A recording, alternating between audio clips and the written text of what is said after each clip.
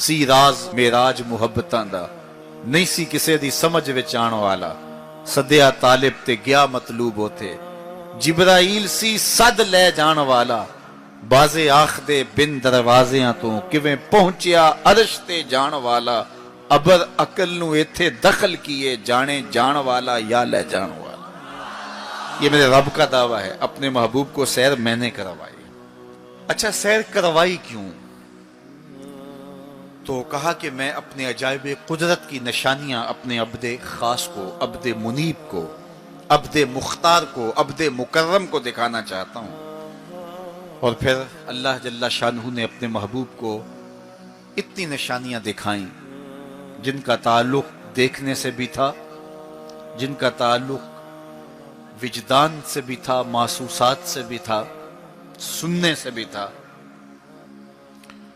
कभी हुजूर अलैहिस्सलातु वस्सलाम जन्नत की खुशबू सूंघते हैं, नज़ारों की वादी देखते हैं, और कभी दोज़ख के अंदर अजाबों में मुब्तला लोगों को देखते हैं। और फिर अपनी उम्मत को बयान भी फरमाया ताकि वो उन आमाले बद से बच जाएं जो जहन्नम में ले जाने का सबब और जरिया है। आज की शबे खास में मैं और आप अपनी जिंदगियों पे गौर करें और हुजूर अलैहिस्सलाम ने वो जो हमें खबरें दी हैं उनको देखें, और कोई ऐसी कोताही कहीं हमारे आमाल में तो नहीं है, अगर है तो उसको अपने से दूर करके एक नई जिंदगी का आज से आगाज करें।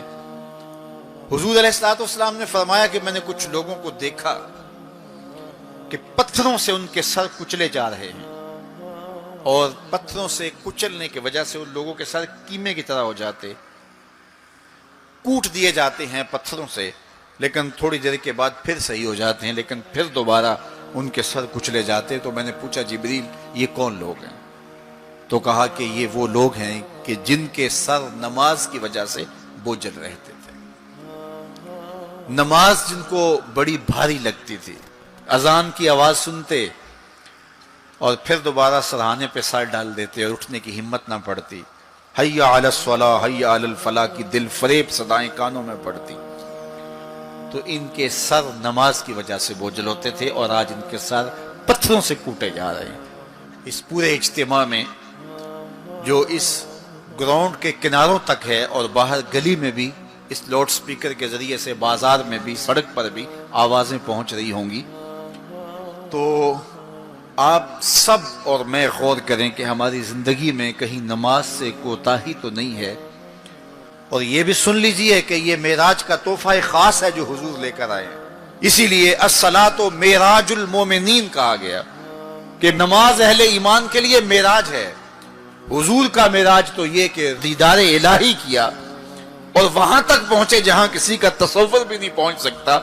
लेकिन इस उम्मत के लिए मेराज ये है कि जब वो पेशानी सजदे में रख के सुभान रब्बियल आला कहती है, इतनी रहमतें बरसती हैं कि अगर लोगों को पता चल जाए कि हम जब सजदे में होते हैं तो कितनी रहमतें बरसती हैं, तो वो सजदे से सर ही ना उठाएं, इतनी रहमतों का नज़ूल होता है। इसलिए इस उम्मत का मेराज ये है कि ये 5 गाना नमाज शियारे जिंदगी बना ले, कभी भी नमाज कज़ा ना होने दे, अपनी जिंदगी में नमाजों को इस तरह शामिल करे कि नमाज का वक्त आए तो बेचैनी हो कि नमाज की अदायगी हो, और एक नमाज के बाद दूसरी नमाज का इंतजार करने लग जाएं। हुजूर नमाज को आंखों की ठंडक करार दें। बिलाल हबशी को जब अजान के लिए कहते तो ये फरमाते, अरेहना या बिलाल, बिलाल उठो और हमारे सीने को राहत पहुंचा दो। तो नमाज से हुजूर के कल्ब को, हुजूर के सीने को राहत पहुंचती थी। मैं और आप जितने लोग यहां आए हैं और जिस हुजूम के साथ, जिस शौक के साथ, जिस वलवले के साथ और जिस मोहब्बत के साथ आए हैं, यकीनन आप और मैं हुजूर को राजी करने आए हैं, अपने रब को राजी करने आए हैं, आकाए दो आलम की रिजा के हुसूल के लिए हम आए हैं। तो हुजूर की रिजा के तालिब बन के आज के इस इज्तिमा में आने वालों, अगर तुम चाहते हो कि हुजूर हमसे राजी हो जाएं, तो अगर बदकिस्मती से कोई बेनमाजी है تو آج عزم کر کے جائے کہ آج کے بعد نماز نہیں چھوڑوں گا، اللہ کے رسول راضی ہو جائیں گے انشاءاللہ، چونکہ حضور نے نماز کو اپنی آنکھوں کی ٹھنڈک قرار دیا ہے، یہ حضور کے لیے راحت کا سبب تھا۔ تو 5 گانا نماز شعار زندگی رکھ۔ جبریل براق لے کے حضور کی خدمت میں حاضر ہوتا ہے۔ حضور فرماتے ہیں دون البغل فوق الحمار، وہ جو براق تھا وہ خچر سے کچھ چھوٹا تھا اور گدھے سے کچھ بڑا تھا، تو میرے لیے براق تیار ہے۔ تو جبریل نے کہا کہ سب سے پہلے آپ کے دل کو غسل دینا ہے، تو فرماتے ہیں کہ میرے سینے سے دل کو نکالا گیا اور ایک تشتری میں رکھا گیا، اللہ اکبر، اور آب زمزم سے اس کو غسل دیا گیا۔ جب دل کو غسل دیا گیا تو جبریل نے حضور کے قلب اطہر کو دیکھا تو حیران ہو گئے اور بے ساختہ پکار اٹھے۔ علامہ بدر الدین عینی نے شرح صحیح بخاری کے اندر لکھا ہے کہ جو ہی قلب مصطفیٰ جبریل نے دیکھا تو بے ساختہ پکار اٹھے کہ قلب سدید فیہ عینان تبصران و اذنان تسمان، واہ واہ کیسا دل ہے جس میں 2 آنکھیں ہیں دیکھتی ہیں، 2 کان ہیں جو سنتے ہیں۔ ایسا دل کائنات میں پہلے کسی نے نہیں دیکھا، نہ کسی کا ہوا ہے، جس میں آنکھیں بھی ہوں، جس میں کان بھی ہوں۔ جو قصیدہ پڑھا جاتا ہے مصطفیٰ جان رحمت پہ لاکھوں سلام، اس پورے قصیدہ سلامیہ کے اندر حضور کے ایک ایک عضو کی تعریف کی گئی ہے۔ کبھی ہونٹوں کا ذکر کرتے ہیں، پتلی پتلی گلے قدس کی پتیاں، ان لبوں کی نزاکت پہ لاکھوں سلام۔ کبھی ہاتھوں کا ذکر کرتے ہیں، ہاتھ جس سمت اٹھ گئے غنی کر دیا، بحر موج سماحت پہ لاکھوں سلام۔ کبھی بازوؤں کا ذکر کیا، جن کو بارے 2 عالم کی پرواہ نہیں، ایسے بازو کی طاقت پہ لاکھوں سلام۔ کبھی سر کا ذکر کیا، جس کے آگے سرے سروراں خم رہے، اس سرے تاج رفعت پہ لاکھوں سلام۔ کبھی حضور کی مبارک بینی کا ذکر کیا، کبھی آنکھوں کا تذکرہ کیا، کبھی حضور علیہ السلام کی مبارک زلفوں کا ذکر کیا، ایک ایک عضو کا ذکر کیا۔ چلتے چلتے جب دل پہ آئے تو اعلی حضرت کا قلم نہیں رک جاتا اور سوچتے ہیں کیا لکھوں، اور اعلی حضرت بولے دل سمجھ سے ورا، دل سمجھ سے ورا، مگر یوں کہوں غنچائے راز وحدت پہ لاکھوں سلام۔ دل سمجھ سے بالا ہے لیکن یوں کہہ دیتا ہوں اللہ کے رازوں کا امین ہے تو وہ قلب مصطفیٰ ہے صلی اللہ علیہ وسلم۔ تو حضور علیہ السلام کا مبارک قلب اطہر جب نکالا گیا تو جبریل نے کہا قلب وقیع فیہ عینان تبصران و اذنان تسمعان، واہ واہ کیسا دل ہے جس میں 2 آنکھیں ہیں جو دیکھتی ہیں، 2 کان ہیں جو سنتے ہیں۔ حضور کی آنکھیں ہماری آنکھوں جیسی نہیں ہیں، نہ ہماری آنکھیں حضور کی آنکھوں جیسی۔ ہماری آنکھوں کے اندر تو میل کچیل آتا ہے، حضور کی آنکھوں میں مازاق کے کجلے لگے تھے۔ مست آنکھیں رضا مازاق کے کجلے والی، مست آنکھیں رضا مازاق کے کجلے والی، گر میری سمت بھی اٹھیں تو مقدر جاگے، گر میری سمت بھی اٹھیں تو مقدر جاگے۔ تو حضور کی مبارک آنکھیں، اللہ اکبر، کیا خوب سجن دیاں اکھیاں نے، کیا خوب سجن دیاں اکھیاں نے، جویں پر کے سرائیاں رکھیاں۔ سارے نبیوں کی زندگیوں کا مطالعہ کیجئے، ان کو سخت سے سخت، کٹھن سے کٹھن حالات کا مقابلہ کرنا پڑا اور حالات کی سختیاں انہوں نے گوارا کی، لیکن اٹھنے والے قدم پیچھے نہیں ہٹے، وہ آگے ہی بڑھتے چلے گئے اور عظیمتوں کے سفر طے کرتے ہیں۔ سب سے زیادہ مشکل اور کٹھن حالات میرے اور آپ کے آقا و مولا حضور نبی رحمت صلی اللہ علیہ وآلہ وسلم کو ملے، اور حالات کا جبر حضور کو سہنا پڑا، تلخیاں گوارا کرنی پڑی۔ پیدا ہوئے تو باپ کا سایہ سر پہ نہیں تھا، 6 سال کی عمر تھی کہ ماں انتقال کر گئی۔ حضور نے اعلان نبوت کیا تو اپنے ہی مخالف ہو گئے۔ سب سے پہلا شخص جو کھڑا ہوا اور جس نے بدتمیزی کی وہ رشتے میں سکا چچا لگتا تھا۔ اس کی بیوی سارا دن جا کے جنگل میں کانٹے جمع کرتی تھی، ام جمیل، اور جن راہوں سے حضور نے گزرنا ہوتا ان راہوں میں بکھیر دیتی کہ پاؤں زخمی ہوں گے اور منزل پہ پہنچ نہیں سکیں گے، لیکن میرے حضور گھر سے نکلتے ہیں، ان کانٹوں سے بچ کے گزرتے ہیں اور ان گڑھوں سے بچ کے گزرتے ہیں اور پھر بھی ان تک پہنچ جاتے ہیں۔ کھود لیے گڑھے، بچھا لیے کانٹے، آ گیا ہوں تمہارے پاس پیغام ہے۔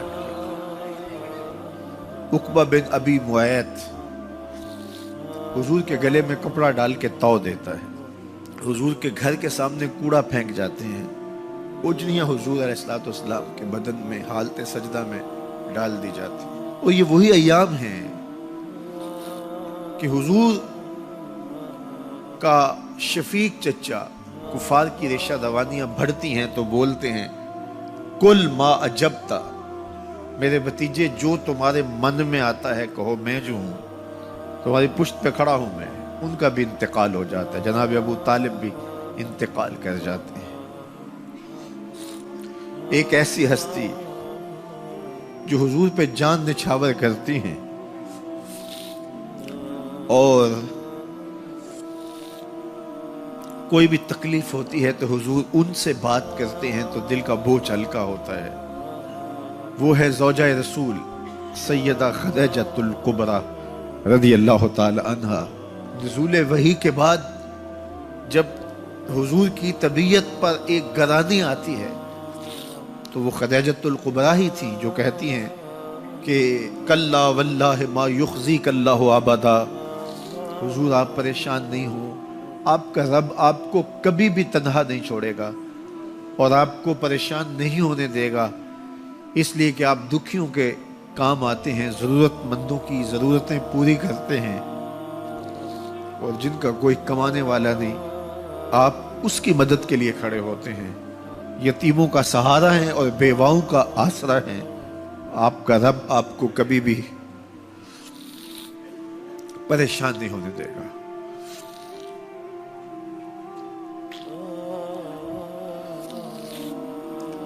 سیدہ خدیجہ الکبریٰ کا بھی انتقال ہو جاتا ہے، جو ہر مشکل وقت میں ڈھارس بندھاتی تھی،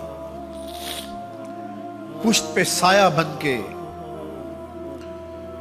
نگہبانی کا فریضہ انجام دینے والے چچا بھی انتقال کر جاتے ہیں۔ عقبہ بن ابی معیط کی بدتمیزیاں بڑھ جاتی ہیں،